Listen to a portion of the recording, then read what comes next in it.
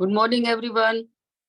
So, as our routine is, we are having the next lecture on non-pharmacological intervention for pain relief in cancer patient. Very important lecture because IASP, International Association of Study of Pain, is giving a lot of emphasis on non-pharmacological therapy for pain management, especially in chronic pain management.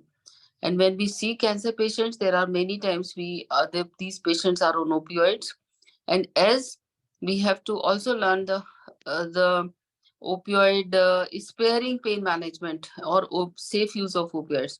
And when we want to learn safe use or opioid sparing pain management for cancer patient, I think non-pharmacological intervention comes on the top. So I request Dr. Sachidanand and Dr. Bhanu. They will explain you everything about non-pharmacological pain relief. Now I'll introduce our team members. First, Dr. Sachidanand Jee Bharati. He is a professor in our department, and his main area of interest are onco-critical care, onco-palliative care and neuro-palliative care, and he is also very interested in onco-critical care. But on personal note, Sachidanand is a very calm but most intelligent boy.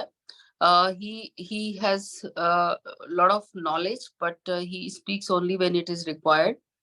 Uh, he is one of a favorite teacher of all the students in the department. Now I come to Bhanu. Bhanu uh, is our post MD palliative medicine student again. He has come from a very remote area from a rural background, but he has picked up everything very fast, and this will show by his lecture. Uh, he is also very sincere in his work. Whenever he is with patient, he is patient with the patient wholeheartedly. Recently, they have gone to Muzaffarpur, and they have given their best to teach district doctors and nurses, Bhanu and Sanjeev. So I'm very proud of both of them, and as I am always with my team members. So I request Bhanu to explain as best as possible non-pharmacological intervention for pain relief in cancer patients. Go ahead, Bhanu. Thank you, ma'am. Sachidanand, do you want to start something, or should we say?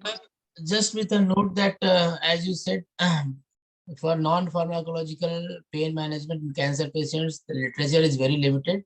So Bhanu will try to explain the things which are available and also to present some evidences which are in favor that cancer pain can be treated with these non-pharmacological measures.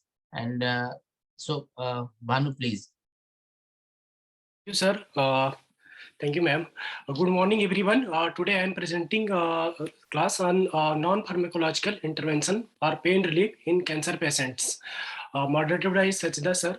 Thank you, sir, for your moderation. So, non-pharmacological slide. Ma'am, slide change नहीं हो रहा.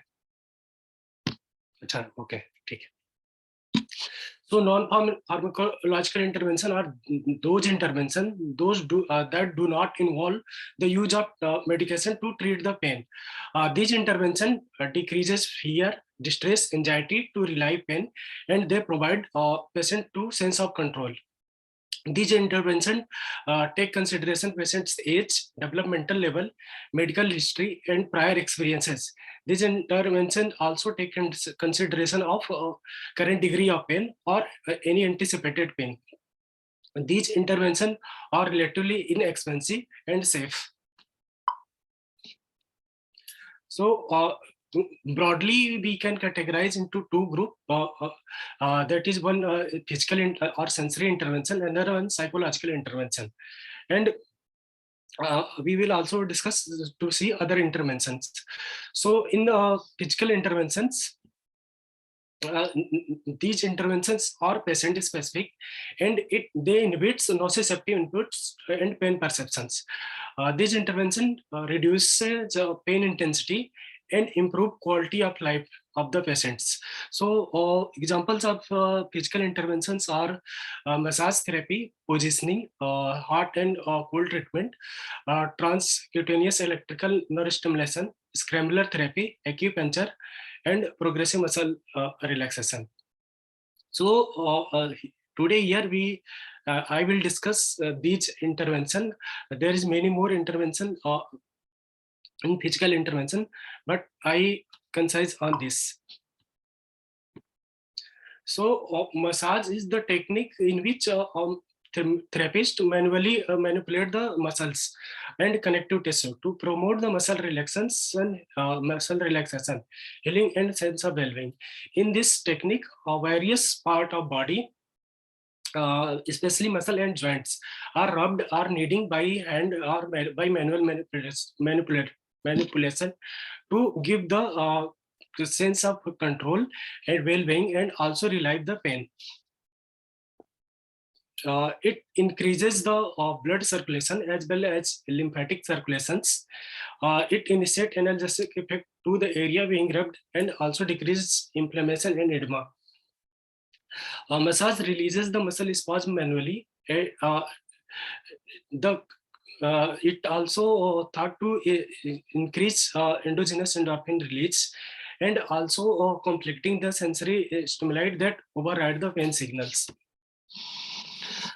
Exact mechanism of massage are not known, but it is hypothesized that there is increase in dopamine level, which decreases the pain. Massage relaxes the muscle tension that are caused by the pain. Massage reduces the stress. It lowers blood pressures. It improves circulations and improve postures. It also strengthens the body immune system. It also improves mood and quality of life. In cancer patient, both massage and simple touch has statistically, but although not clinically, significant improvement, significantly improve the pain and quality of life of the cancer patients. The short-term benefits of massage is the physiological well-being.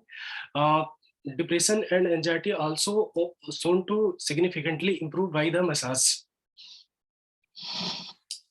Massage has a favorable effect on various pain syndrome, autoimmune conditions, for example, multiple sclerosis, ankylosing spondylitis, rheumatoid arthritis. It also helpful in hypertension, in prenatal and postnatal developmental conditions. So commonly massage therapy used are aromatherapy, acupressure, Swedish massage, and reflexology. In aromatherapy, there is a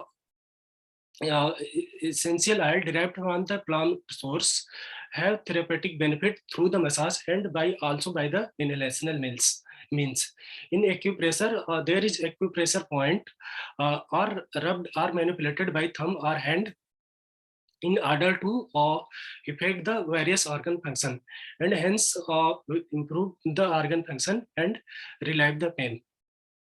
Swedish massage is also a type of massage in which the process of vibration, tapping, kneading, rubbing are used to release the muscle tensions and hence alleviating the pain. In reflexology, there is a manual stimulation of the points that are present on the hand or feet. These points are believed to different organ functions. For example, in this fluid reflexology chart, various areas are indicated by various organ functions. So by manipulating these areas, various organ function can be stimulated, and that's effect on the various organ functions, and hence by this relieve the pain. By the NCCN Comprehensive Cancer Network clinical practice on adult cancer pain, they also recommend the massage to reduce cancer-related pain. In a meta-analysis on massage therapy by Suk Hyun Lee, they concluded that among various type of massage, reflexology is appeared to be more effective than body and aerosoma massage. And they also shows that massage is beneficial for relieving the cancer pain. So coming to another physiological intervention, that is positioning is a physical intervention that maintaining a proper body alignment to reduce stress, anxiety, especially in the children. It reduces the risk for developing injury. For example, in a spinal cord compression patient, positioning helps to improve, alleviate pain. Also, further inhibit further injury, to stop the further injury. And also in lymphedema, elevating hand or positioning relieve the edema and improve the pain and other functions. In bedridden patient, positioning also helps in the preventing developing the bed ulcers. So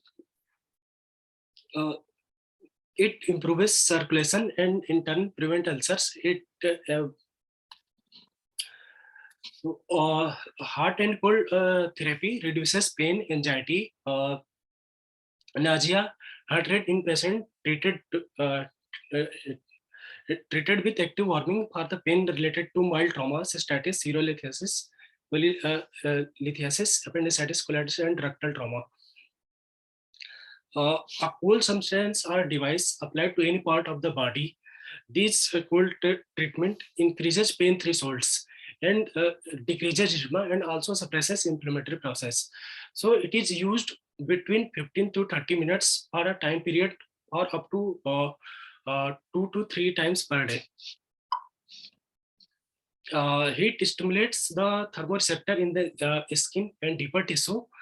It reduces pain by closing the gate system in the spinal cord. Heat reduces stated muscle spasm by minimizing muscle spindle excitability and also reducing tension in muscle trigger point. So by the warming joint, warming up joint reduces viscosity of synovial fluid, which in turn alleviates painful stiffness during movement and also increase the joint range. So our randomized control trial on heat and cold therapy, cold back, neck and back strain by Gregory Guerra. They concluded that 30-minute topical application of heating pad or cold pack or to ibuprofen therapy for the treatment of acute back and neck pain strain results in mild yet similar improvement in the pain severity. Acupuncture originated from the traditional Chinese medication over the 5,000 years. In this technique, there are multiple hair-thin needles inserted into the body to the specific site known as acupuncture points. After inserting the needle, these needles are manipulated by manually or by electro or by pressure to achieve the different control. It depends upon the practitioner skills. So after inserting the needles, acupuncture points are stimulated through manual manipulation known as acupressure or electrical pulses, electropuncture, heat moxibustion, laser light or laser acupuncture. So philosophy of acupuncture depends on the balancing of yin and yang energy. Yin and yang energy corresponds to the balancing sympathetic and parasympathetic activity. So acupuncture are beneficial in several medical conditions other than cancer pain. For example, rheumatoid arthritis, epilepsy, back pain, labor pain, drug addiction, headache, and post-operative nausea vomiting. Other than pain, acupuncture also helpful in fatigue, hot flashes, hiccups, xerospia, and nausea and vomiting. So in a systemic review, acupuncture for palliative care for cancer pain management by Juan Eng et al. They concluded that acupuncture may be an effective and safe treatment associated with pain reduction in palliative care patients with cancers. Another systemic review and meta-analysis on clinical evidence for association of acupuncture and acupressure uh, with improved cancer pain. By et al. They found that in their systemic review and meta-analysis, acupuncture and acupressure was significantly associated with reduced cancer pain and decreased use of analgesics. Although all the evidence level was moderate, transcutaneous electrical nerve stimulation is an electrical device used to treat pain. It consists of uh, battery powered unit. It has 2 to 4 leads connected to the sticky pads. These sticky pads are placed over or surrounds the painful area. It works on the gate control theory of the pain.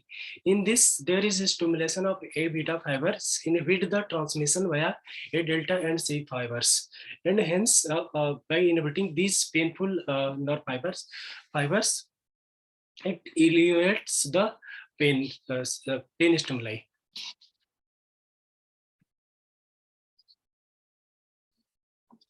In a low voltage electrical impulse delivered to padded surface electrodes in a series and alternating electrical current impulses.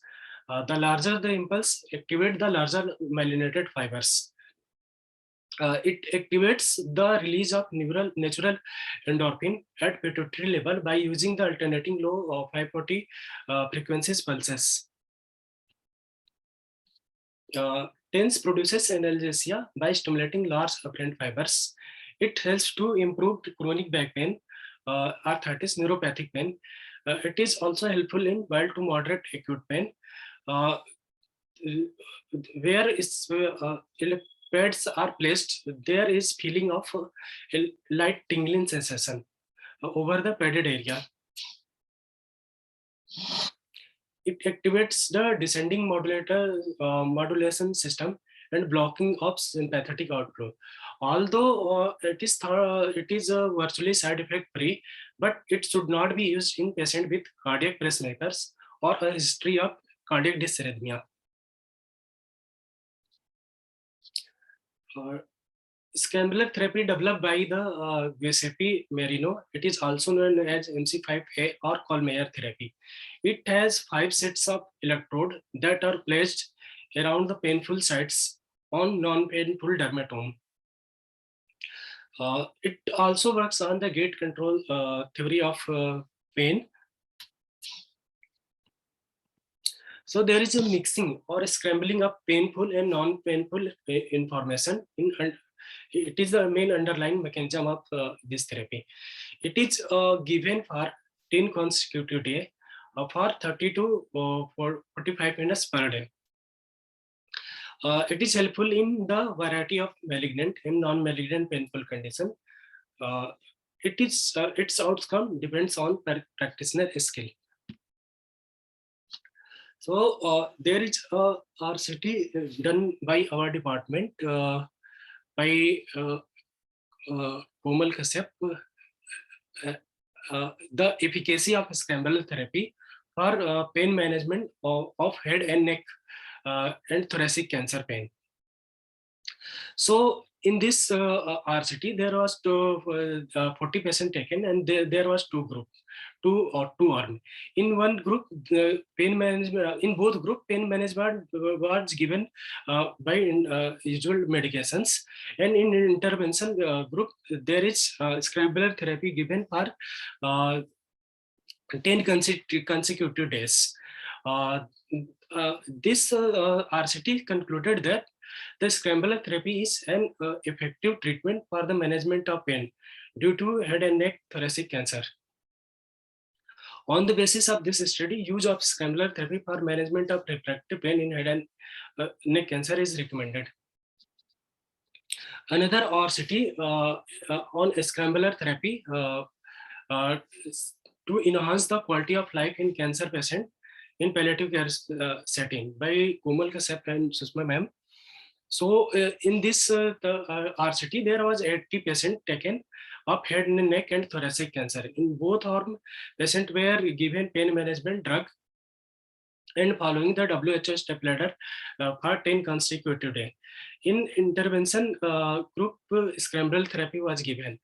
So the result of this RCT shows there is Scrambler therapy significantly improve the quality of life, and it also decreases the significantly lowers the morphine intake. In a systemic review or evidence of further evidence of efficacy of Scrambler therapy on cancer pain. So in this review, it is found that Scrambler therapy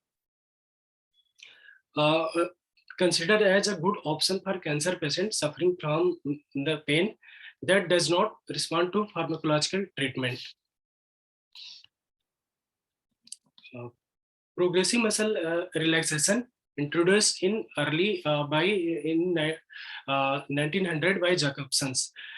In progressive muscle relaxation, it is used to evoke relaxation response of the body.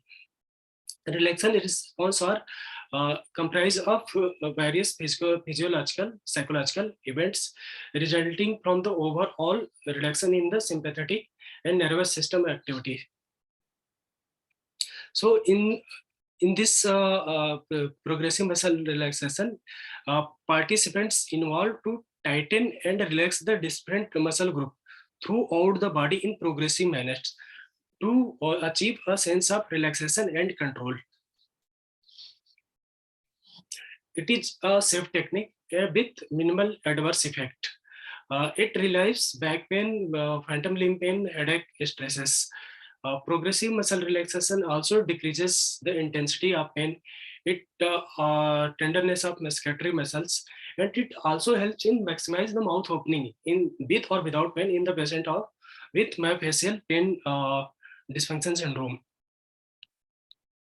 So in multi-center RCT, non-pharmacological trial, to see the effectiveness of progressive muscle relaxation and interactive guided imagery as pain reducing intervention in advanced cancer patient by Giulia de Polis et al.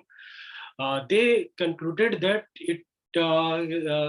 progressive muscle relaxation and interactive guided imagery both are considered as an effective adjuvant in alleviating pain-related distress in terminal cancer patients.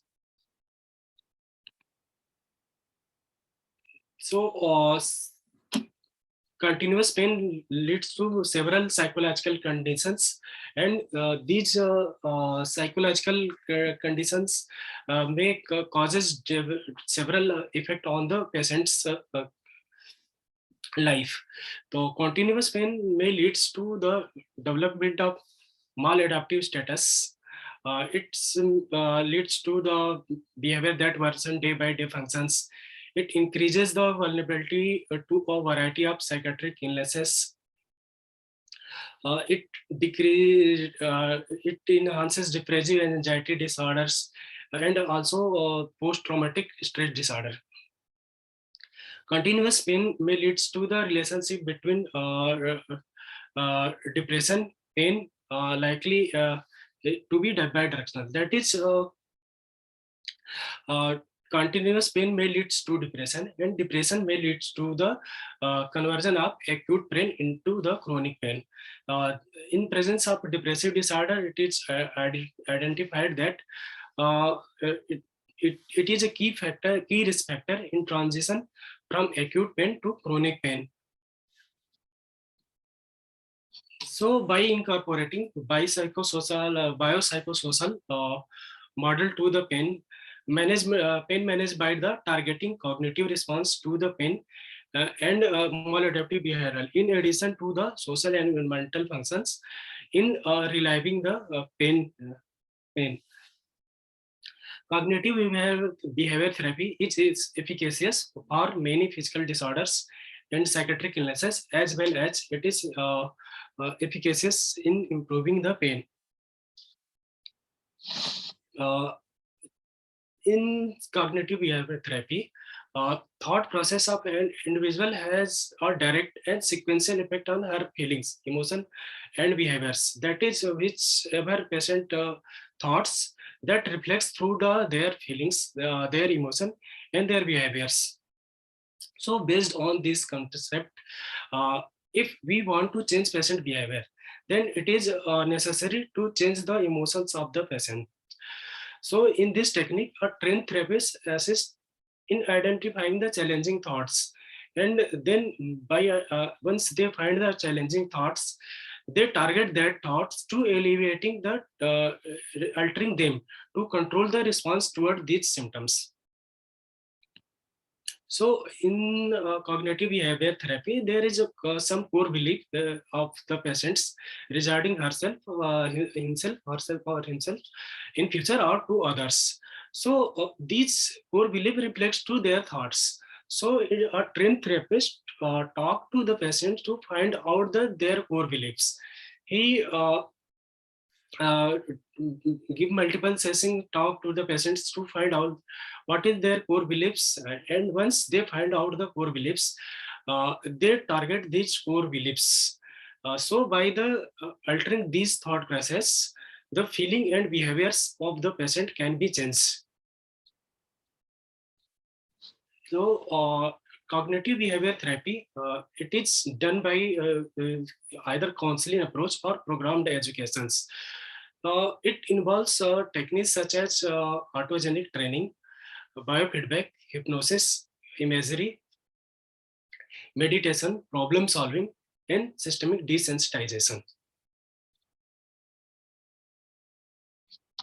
Cognitive behavioral therapy helps to develop important sets of coping skills. Uh, it is found that it improves psychological functioning, for example, behavioral activations, structured relaxation exercise, recalling and rescheduling of pleasurable events, dogmatic assertive communication, and behavior pacing.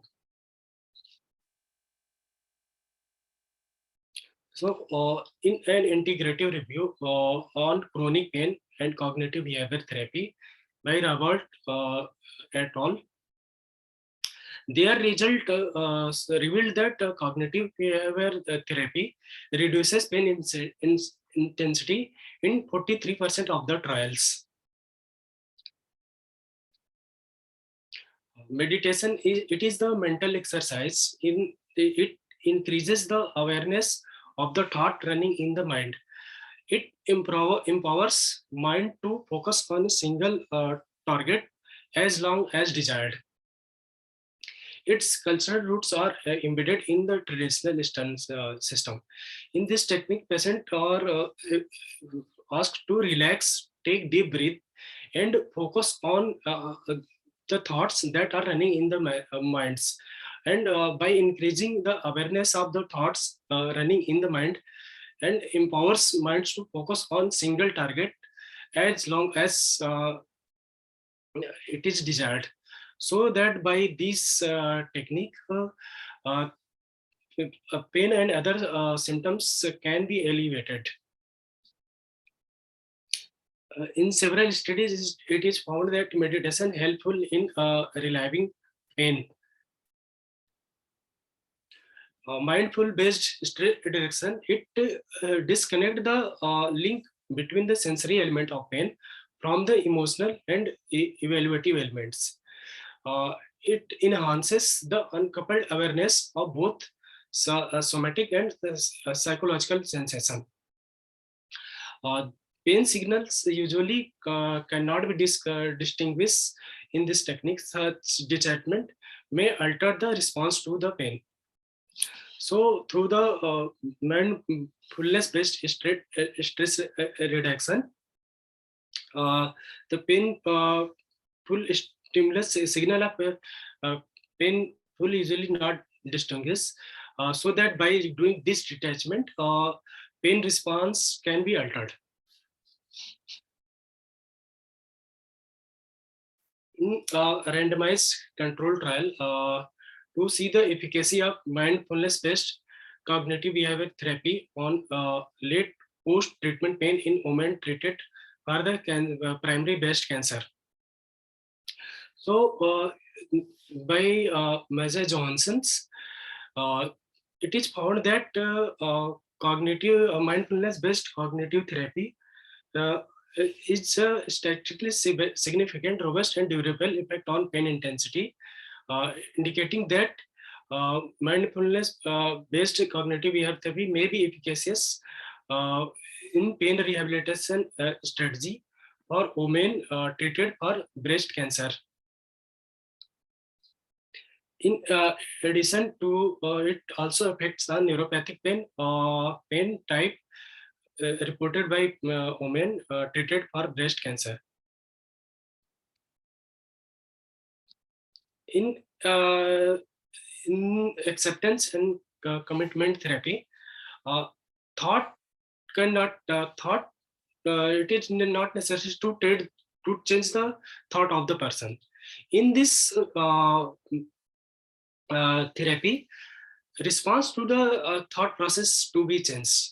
So in acceptance and commitment therapy, thought do not basically have to be changed or targeted, but response to these target may be altered in the way that resulting in negative consequences are ameliorated. So in this therapy, it is advise patient to accept the reality or accept the current condition of the patients. So by acceptance, in acceptance, be willing to experience the difficult thoughts, and then present and focus on that thoughts and focus on the current conditions.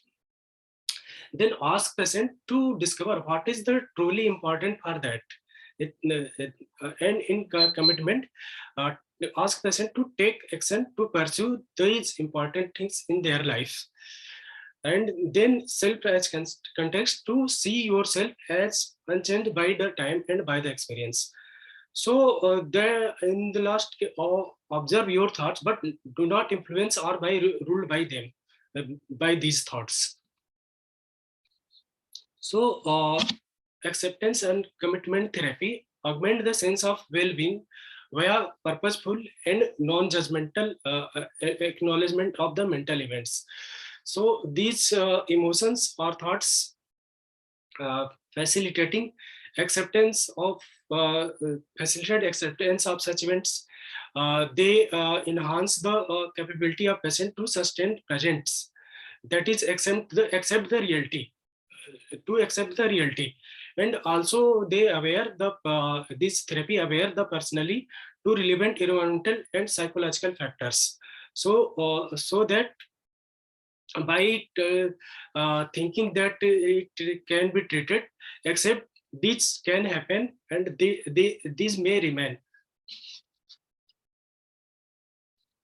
So keeping this in mind, patient might able to modify their behavior in the way such that their goals and value, instead of keeping focusing on immediate relief from their emotion and thoughts. Acceptance and commitment therapy boost the purposeful awareness and pain acceptance. This therapy diverting the focus on decreasing pain and its thought content. It redirected the effort trying to achieve favorable and fulfilling behavior. In systemic literature review on online acceptance commitment therapy intervention for chronic pain by D.L. Wande Gropp et al. The conclusion of this systemic literature review that the online acceptance and commitment therapy intervention for chronic pain have been shown to effective and have generally been constructed in the lineup these therapy. Biofeedback technique is the mind-body technique that involves the using visual or auditory feedback to gain control over involuntary body function. In simple words by Schwartz and Oslin, that it is psychophysiology involves the scientific study of the interrelation of the physiological and cognitive process. So in this process, uh, patients received feedback, audio-visual feedback by any device like a personal computer or by screen or screen screen in the treatment room. So by seeing these stimuli are measured by the different instrument like EMG, pulse rate, heart rate, respiratory rate. These are measures, and these measurement are shown on the screen, and these screens seen by the patient.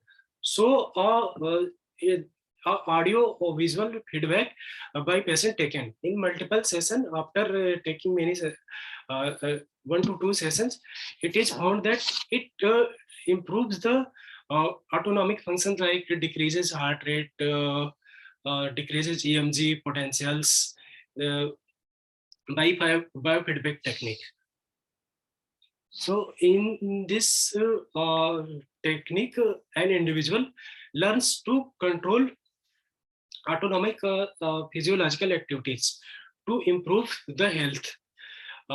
In several validated measures are used to measure the physiological changes like skin temperature, brain waves, pulse rate, heart function, breathing pattern, and muscle tension. So these are measured by validated tools, and these reflects on the screen or by auditory auditory methods. These audio-visual stimuli are perceived by the patients and then reflect the patient to these stimuli. So based on the measured activity, biofeedback are 5 major types. It is thermal, electromyographic, electrodermal, respiration, and finger pulse. So audio-visual changes of physiological functions that result from altered behavior and thoughts are noted by the instrument and interpreted by the trained therapist. So in biofeedback process is repeated as needed to achieve required control of symptoms. In several studies, it is found that biofeedback is useful for improving quality of life patient and reducing the cancer-related pain.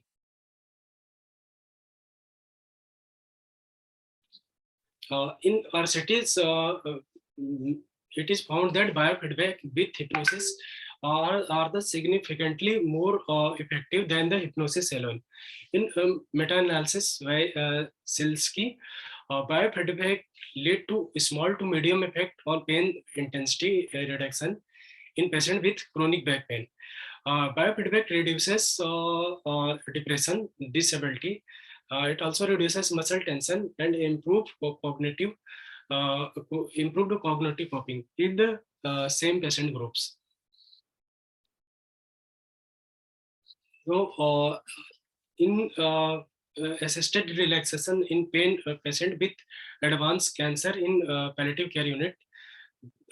In this effect of electromyographic feedback was tried by Pei San Tassi et al.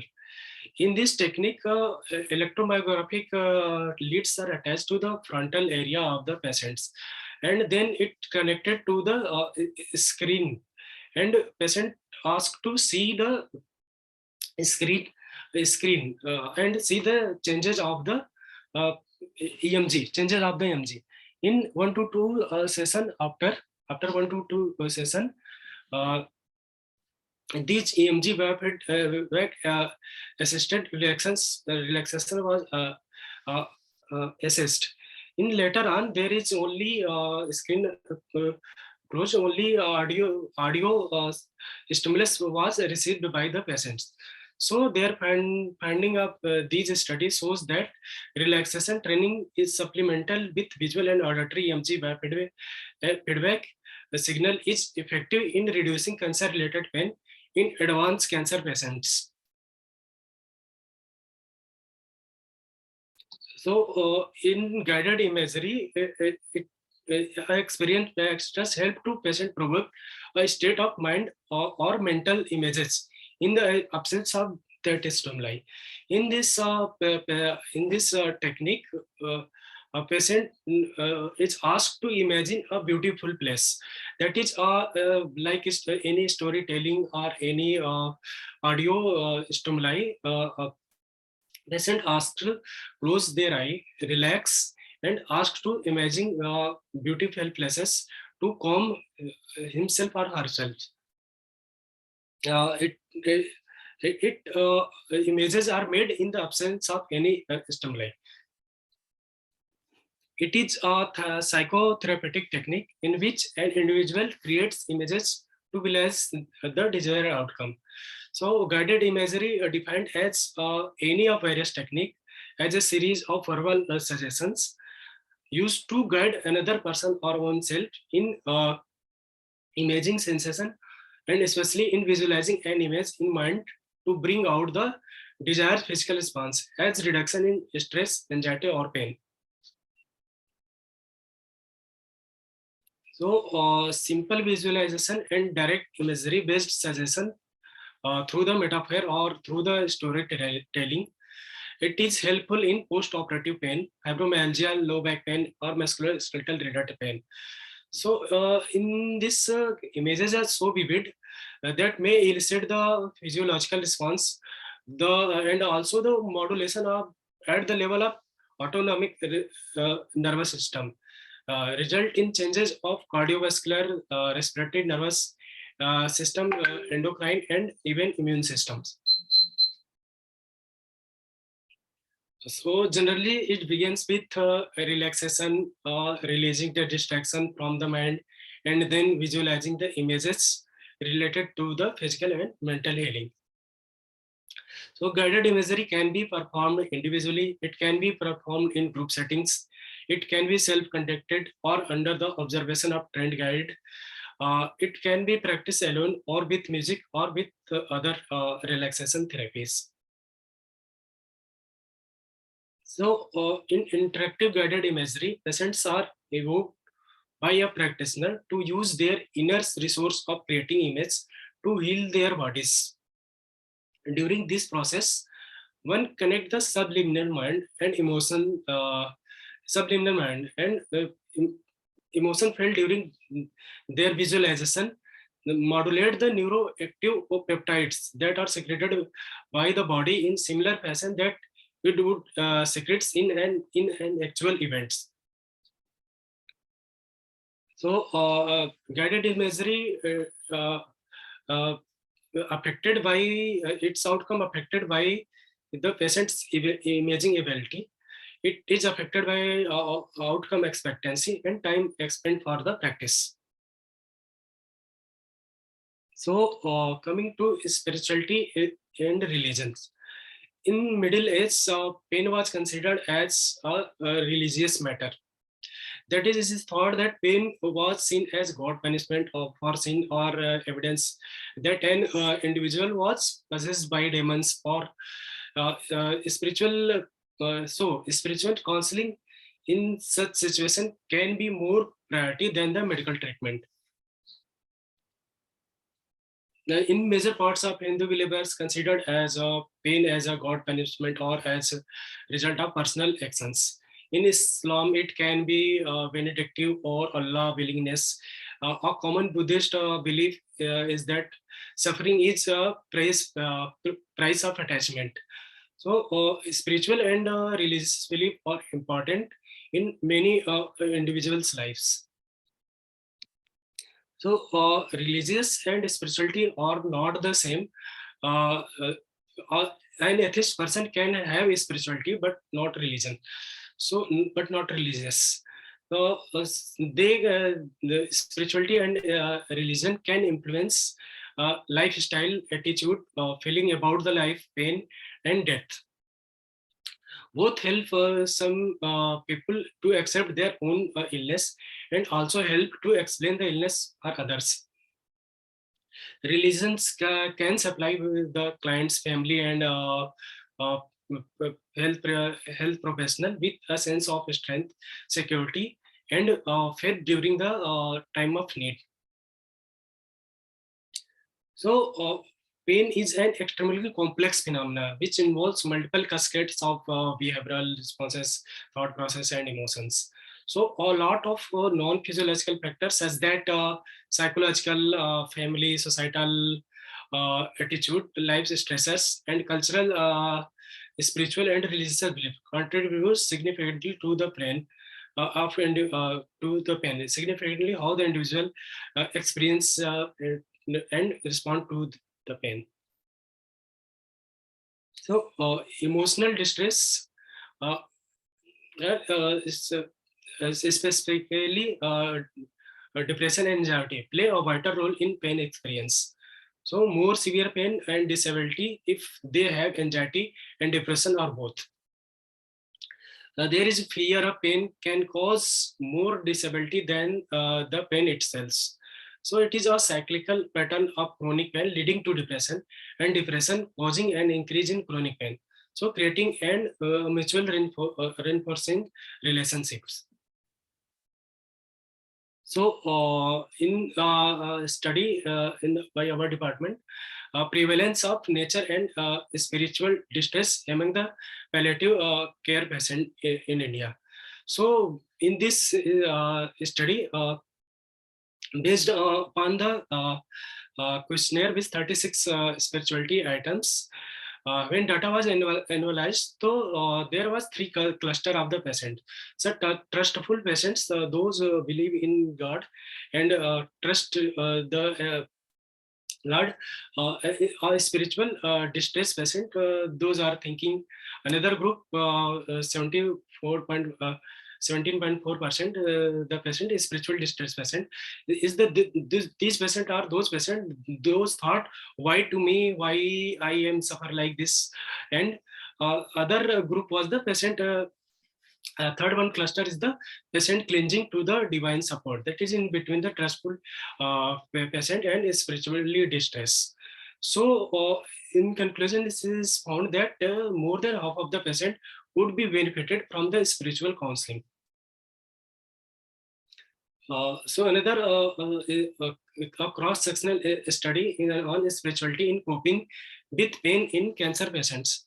So it is concluded that faith is the strategy for coping with pain, in particular neuropathic, and minimizing its intensity. So music therapy is used extensively since the age of its healing and curative power towards the disease or distress. The scientific basis of music therapy evolved after World War II. The emergence of music therapy as a discipline is relatively new. So American Music Therapy Association defined music therapy as the clinical and evidence-based use of music intervention to accomplish individualized goal within a therapeutic relationship by credentialed professional who have completed an approved music therapy program.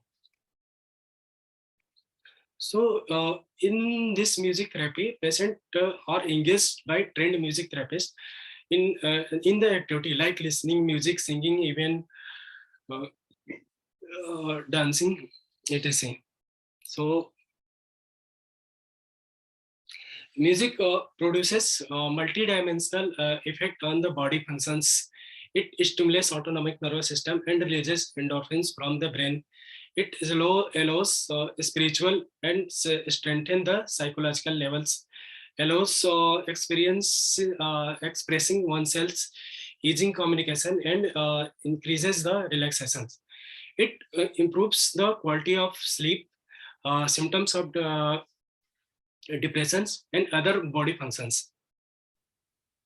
It provides patient comforts, relaxation, reducing the symptoms, and allows them to face end of life with dignity.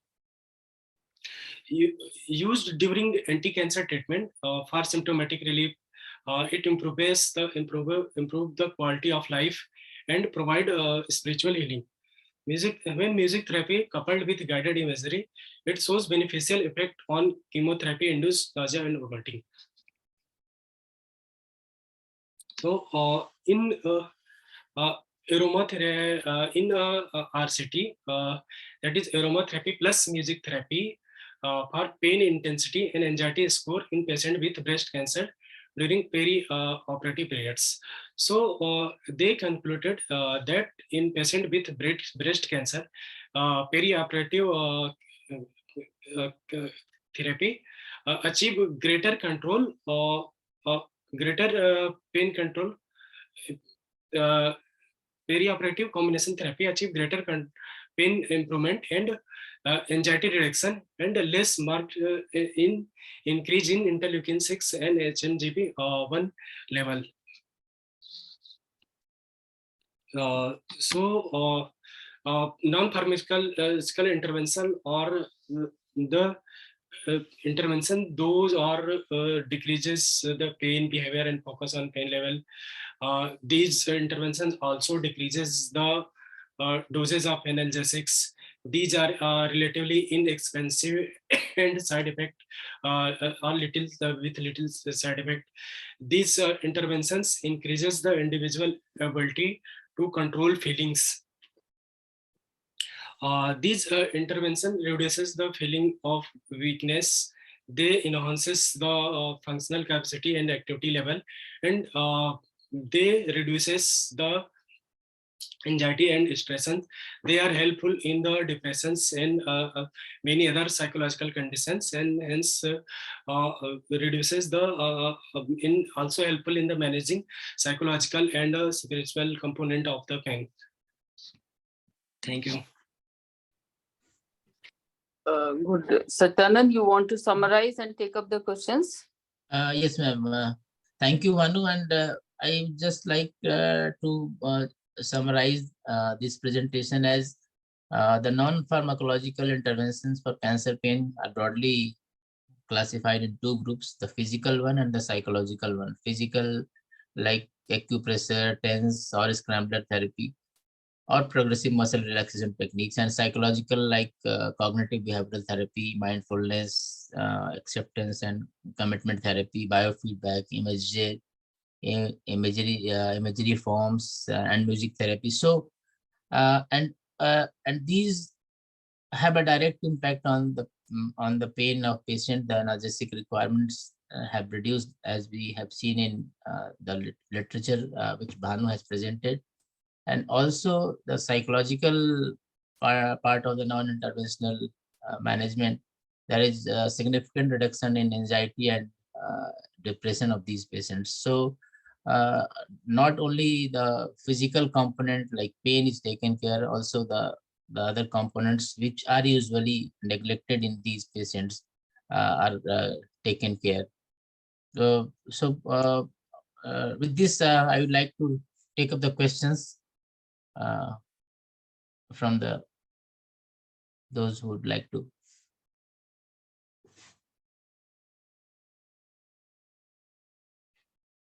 I don't think there are any questions. People have well covered. Everybody is just praising, and then there are hardly, very fact that so much effort is being applied to relieve pain endures me to the practice of palliative care. Okay. So, if there are no questions, I think we can stop. But I just want to tell you one thing, that as you all must be knowing, that Shankar Mahadevan Academy is giving a lot of they are conducting regular sessions for our patients, and now we are planning to start trial on music for our patients, that how whether it's really worked, or it's really if whether it doesn't work. So anyone who is Probably we will start. It's a multi-centric trial. So if somebody wants to get enrolled in this trial, just let us know. We will try to enroll as many as possible. Because these sessions, we are trying that these sessions should be online. We are just working on this methodology, that whether it should be face to face or online. If it is face to face, probably we will not be able to do in a lot of centers. But if it is online, then we will try to take up as many as good centers, those who really want to conduct this study.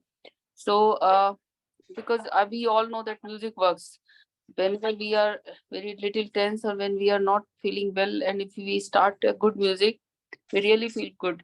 So music works, and other besides other therapy also, uh, music therapy is one of the best therapy, which can work to which can really be effective in our patients. So if you really want, there is one Dr. Preeti is asking something, Sachidanand, Dr. Preeti. Like, yes, one question is from Dr. Meenakshi, like any particular technique for head and neck cancer pain patient. In physical form, more of cold therapy is found to be more effective in head and neck cancer patients. And in psychological interventions, any of the modalities can be used, and there is no limitation of any specific cancer on that. Another question is Scrambler therapy in head and neck therapy. RCT है, वो मैंने mention किया कि scrambler therapy की एक उसमें head and neck cancer पे Yes, for relieving the pain. And like Susma ma'am has done a lot of work on Scrambler therapy, and in head and neck cancer patients also, and in thoracic cancer with patients having pain after thoracic surgery on the scar pain. There is a lot of improvement with Scrambler therapy in these patients. So if there are no questions, we can stop here. Thank you, Sachidanand and Bhanu. We have 6 more minutes. If somebody wants to comment, yeah, please go ahead. Somebody wants to say anything?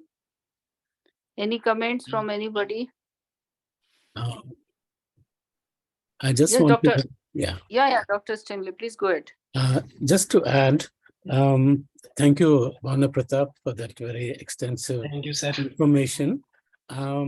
One simple thing which the family can do at home is to do simple passive physio, to move all the joints, because pain of immobility adds to the total pain. So by this simple measure, which doesn't need very specialized approach and can be taught easily to the family, if they just move all the joints, because most of the joints are hinge joints, and only the shoulder and the hip are the ball and socket joints, and they can be taught how to move them. Just simple movement of the joints can relieve a lot of pain. So that I just want to add that. Thank you.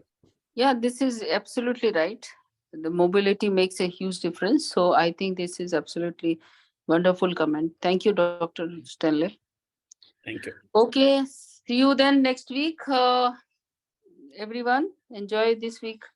We'll see you next week before 6:30 with another new topic, an interesting topic. Thanks a lot. Thank you, Bhanu, Sachidanand, Dr. Stanley, and everyone who has joined. Thanks a lot. Thank you, ma'am.